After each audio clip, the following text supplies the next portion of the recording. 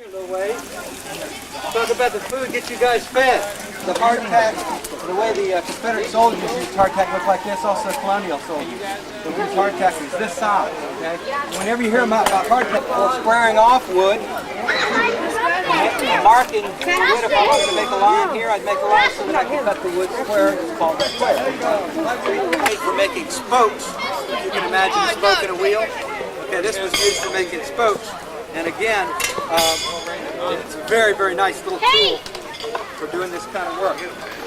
There are several kinds of meat. Wild pig, beef, chicken. And then there's hardtack, and I want you to come down and tell you about hardtack and peanuts. Get one of everything. You can't have more than one. I've got to cook for 300 people. I flavored mine with cinnamon. Theirs wasn't. You're going to see some toys they use over here. What do you think this is?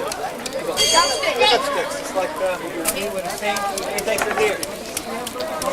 Marbles. Marbles is a big game. You'll actually get to experience what a medicine show was really like.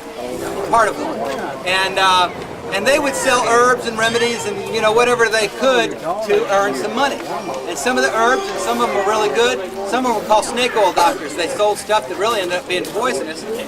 However, I want to know if anybody's not feeling well, especially if you got a headache, because I can take care of that with what we have here today. I got a headache, okay, if you got a headache, just come on up here and we'll relieve some pressure, because at this period of history, what we think is you've got some excess pressure on your brain.